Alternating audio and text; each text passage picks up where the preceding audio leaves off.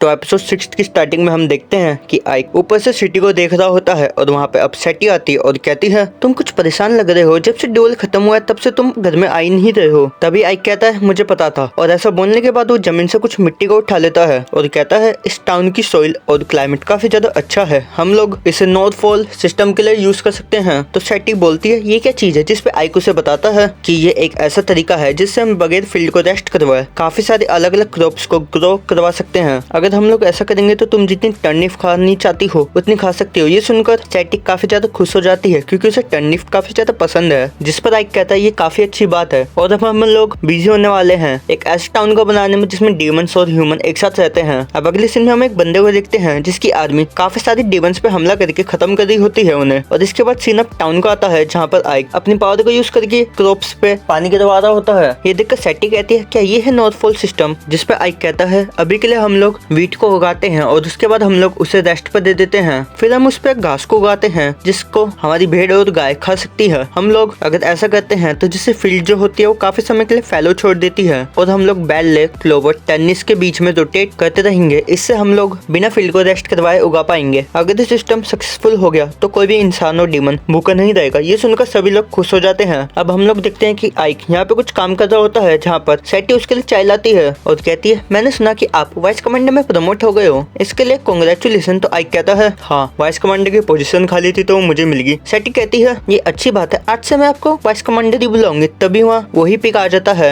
और वो काफी जल्दबाजी में होता है और वो कहता है आइक प्रॉब्लम हो गई है। ये सुनकर सेटी कहती है इन्हें आइक मत बुलाओ, ये अब वाइस कमांडर है। अब वो पिक माफी मांगते हुए कहता है हाँ मुझे माफ कर दो, वैसे क्या ये बात सच है कि आपने कोप्स कमांडर के ऑफर को मना कर दिया? आइक कहता है ये बात छोड़ो, तुम मुझे ये बताओ कि तुम मुझे क्या कहने आए थे। वो बताता है कि ये बात किंग के अलायंस के बारे में है, वो लोग अब मूव करने लगे हैं। कल रात जो सेकंड कोप्स थी जो एलिस्टा को कब्जे में करने का ट्राई कर रही थी वो अचानक से पूरी कोप्स हार गई है और सेकंड कोप्स के अंदर काफी ज्यादा स्किल्ड वॉरियर थे और अब मुझे विश्वास नहीं होता है कि वो लोग इतनी बुरी तरह से हार गए। ये सुनकर आइक कहता है किंग के अलायंस को बुलाने में उनके लिए काफी ज्यादा इफेक्टिव था वो। वहीं सेटी अलायंस का मतलब पूछती है जिस पर आइक बताता है अलायंस ऑफ द किंग होती है वो एक ह्यूमन की एंशिएंट ट्रिनिटी में से एक है। जब एक डीमन लॉर्ड की आर्मी की ताकत काफी ज्यादा हो जाती है और एक नेशन उन्हें हैंडल नहीं कर पाते हैं तो ये अलायंस बनती है जिसमें सारे नेशन एक साथ इकट्ठा होते हैं। और जब बार अलायंस बनी है तब डीमन लॉर्ड की आर्मी हारी गई है। जो सुनकर वो पिक डर जाता है और कहता है ये तो फिर हमारे लिए भी खतरा है, जिस पर आइक कहता है हाँ, और इस समय हम इवेलिस में है और जो उनके अगले टारगेट होंगे वो हम ही होंगे क्योंकि हमने अर्थ नाम पे कब्जा कर लिया है जो कि एक क्रिटिकल बेस है। और अगर वो लोग हमसे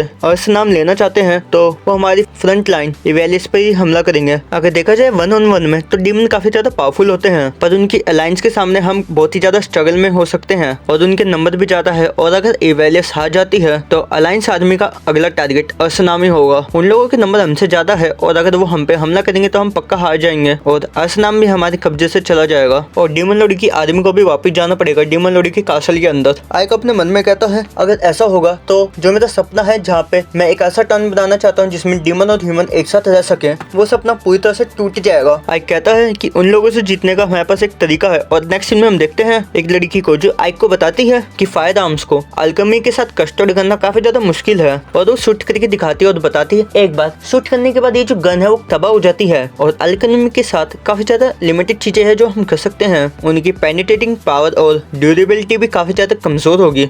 ये देखकर आइक कहता है हाँ ये तो काफी ज्यादा कमजोर है। तभी सेफिरो कहते हैं क्या हमें इन फायर आर्म्स की जरूरत है भी, हम लोग मैजिक का यूज करके बस इन्हें फ्लैटन क्यों नहीं कर देते। तो आइक कहता है ज्यादा डिस्ट्रक्शन होगा तो इन्हें रिबिल्ड करना काफी ज्यादा मुश्किल हो जाता है और अगर हम लोग अलायंस से लड़ रहे हैं तो हमें एक ऐसी वेपन की जरूरत है जो सभी लोग यूज कर सके। जो सुनकर वो एल्फ गर्ल कहती है इन्हें मास प्रोड्यूस करना काफी ज्यादा मुश्किल है पर इन्हें पूरा करने का एक तरीका है कि हम इनके बैटल और वुड के पार्ट को अलग अलग करके बनाए। जो सुनकर सेफिरो कहती है नहीं ऐसा करना काफी ज्यादा मुश्किल है। जो सुनकर वो लड़की कहती है तो हम लोगों को ऐसी लोगों की जरूरत होगी जो कि मेटल का काम करने में काफी ज्यादा माहिर हो। जिस पर सेफिरो कहती है वो लोग तो सिर्फ जॉफ है और ड्राफ ही साइड से इन्हें बना पाएंगे, लेकिन जॉफ बैटल में इंसानों से हार गए थे और अब वो सब गुम हो गए हैं, पता नहीं वो कहाँ होंगे। और अगर हम लोगों को ऐसे वेपन बनाने हैं तो हमें उनकी बहुत ज्यादा जरूरत पड़ेगी पर हम लोग सब जॉफ को एक साथ कैसे लेके आएंगे। जो सुनकर आइक कहता है वैसे तो हम सब जॉफ किंग को बुला के ही कर पाएंगे। उस जॉफ किंग को इस किंगडम के अंदर कैप्चर करके रखा गया है। अगले सीन में हम उसी किंग को देखते हैं जो कि अपनी मेमोरी को याद कर रहा होता है जहाँ पर इंसानों के एक दो कमांडर ने काफी सारे जॉब्स को मार दिया है। और अब वो कमांडर कहता है देखा तुम्हारी वजह से क्या हो गया, मैंने जो तुम्हें कहा था वो तुम्हें सीधा सीधा कर देना चाहिए। तो वो किंग कहता है चुप हो जाओ, मैं कभी भी अपनी टेक्नोलॉजी को इंसानों के यूज के लिए नहीं यूज करूंगा। ये सुनकर वो कमांडर उससे ज्यादा गुस्सा हो जाता है और कहता है तुम अभी तक अपनी सिचुएशन को समझे नहीं हो। किंग अब देखता है कि उसके बेटे को भी कैप्चर कर लिया है और वो कमांडर किंग से कहता है ये अब तुम्हारी आखिरी चांस है, नहीं तो मैं तुम्हारे बेटे को मार दूंगा। अपनी ताकत का हमारे लिए यूज करो, नहीं तो हम तुम्हें मार देंगे। तो किंग को उसकी बात माननी पड़ती है, जिसके बाद सभी ड्वार्फ उसके लिए काम करते हैं। काम पूरा करने के बाद सभी ड्वार्फ अलग अलग चले जाते हैं। वहीं पर किंग सोच रहे होते हैं कि वेस्टर्न मतलब मेरा बेटा और बाकी सभी लोग कहाँ होंगे। तभी वो अचानक देखता है कि बाहर जितने भी सोल्जर्स होते हैं वो बेहोश हो जाते हैं और वहाँ पर लिलिथ आ जाती है और उससे कहती है मैंने तुम्हें फाइनली ढूंढ लिया। ऐसा बोलने के बाद वो उसकी जेल को खोल देती है और कहती है मेरे साथ आओ। वहीं पर जो किंग होता है वो लिलिथ से काफी सारे क्वेश्चन पूछने लगता है कि आखिर तुम मुझसे क्या चाहती हो। लिलिथ अब उससे काफी ज्यादा एनॉयड हो जाती है और अब वो उसे अपनी मैजिक पावर से बेहोश कर देती है। ये देखकर आइक का साथी वही पिग ज़ीरोन वहाँ पे आ जाता है और अब वो लिलिथ से कहता है अब तुम ये क्या कर रही हो। लिलिथ कहती है ये मुझे परेशान कर देता है, इन सब बातों को छोड़ो, जल्दी से इसे लेकर यहाँ से चलो। तो वो भी मान जाता है और वो ड्वार्फ किंग को वहाँ से उठा के ले जाने लगता है। पर तभी वो दोनों आपस में लड़ाई करने लगते हैं। इतने में वहाँ पर सोल्जर्स आ जाते हैं। वो उन्हें देखकर उनके ऊपर हमला करने के लिए आगे बढ़ते हैं, पर लिलिथ अपने पावर को यूज करके उन्हें बेहोश कर देती है। वहीं पर ज़ीरोन अब लिलिथ से कहता है ज्यादा दिक्कत खड़ी मत करो, आइक ने कहा था कि फाइट को अवॉइड करना। तभी अचानक एक सोल्जर उसके पास आ जाता है। ये देखकर वो उस सोल्जर के मुक्का मार के उसे पीछे गिरा देता है। ये देखकर लिलिथ उससे कहने लगती है तुमने तो फाइट शुरू कर दी, ये बात मैं आइक को बताऊंगी। ये देखकर ज़ीरोन डर जाता है और कहता है नहीं ऐसा मत करना। जिसके बाद वो लोग अब जैसे तैसे करके वहाँ से बाहर निकल जाते हैं और अब वो लोग देखते हैं कि वहाँ पे काफी सारे इंसान सोल्जर खड़े थे। उन दोनों को देखकर वो सोल्जर उन पे हमला करने लगते हैं, लेकिन तभी लिलिथ अपने पावर का यूज करके उन सबको बेहोश करने लगती है और कहती है मैं तुम सभी लोगों को मारूंगी नहीं क्योंकि आइक ने मुझे मना करा है। और ये सारी चीजों को ऊपर से आइक भी देख रहा होता है और वो अपने मन में कहता है मैंने इन लोगों को मना करा था कि ये लोग ज्यादा टेंशन ना लाए, पर ये लोग तो अपने ऊपर काफी ज्यादा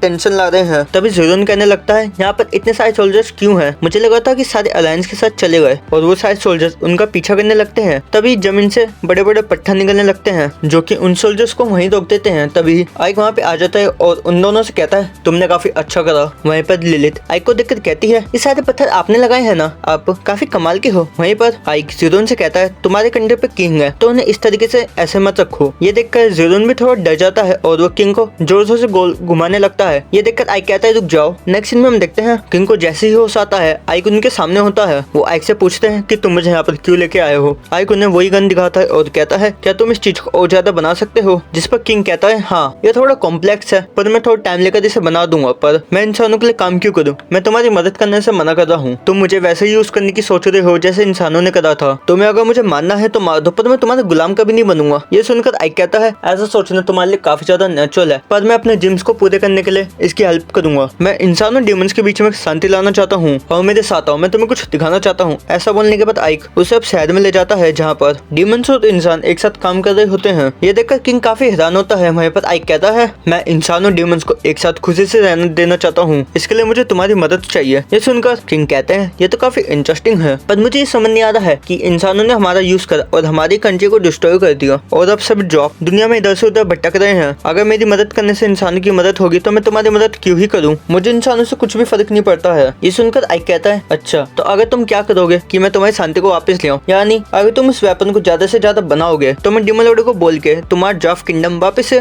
रिबिल्ड करवा दूंगा। ये सुनकर किंग गुस्सा हो जाता है और कहता है मजाक करना बंद करो, तुम्हें पता है ना कि एक नेशन को बनाने में कितनी मेहनत लगती है, उससे ज्यादा लोगों की जरूरत पड़ती है। मेरे तो कोई भी साथी भी नहीं है और मैंने अपनी फैमिली को भी खो दिया है। तो आइक कहता है नहीं तुमने कुछ भी नहीं खोया है। ऐसा कहकर आइक उसे एक जगह पे ले जाता है जहाँ पे सभी ड्वार्फ काम कर रहे होते हैं। वहाँ पे तो किंग का बेटा भी होता है। सभी लोग किंग को देखकर काफी ज्यादा खुश हो जाते हैं। किंग का बेटा किंग को बताता है कि डेमंस हमें अचानक से यहाँ पे ले आए, उन लोगों ने हमें यहाँ पे रहने की भी जगह दी और खाने के लिए खाना भी दिया और हम लोग उनके साथ रह पा रहे हैं। वहीं पर किंग का बेटा आइक से कहता है तुम लोग ने सच में किंग को बचा लिया। ये बोलकर वो सभी ड्वार्फ से कहता है चलो किंग की भलाई के लिए हम दिखाते हैं कि हम ड्वार्फ लोग क्या कर सकते हैं। ये सुनने के बाद आइक किंग से वापस कहता है कि क्या तुम मेरे एम्बिशन को पूरा करने के लिए मेरी मदद करोगे। तब किंग भी कहते हैं हाँ मैंने डिसाइड कर लिया है कि मैं तुम्हारे एम्बिशन को देखूंगा। आइक के साथ हाथ मिलाकर भी किंग सोचता है कि डीमन होने के बावजूद भी इसके हाथ इतने गर्म कैसे हैं। अगले सीन में हम आइक को देखते हैं जहाँ पे वो अपनी जगह पे आ जाता है और वो देखता है कि सेटी वहाँ पे काम कर रही है। उसे देखकर आइक कहता है तुम्हें थोड़ा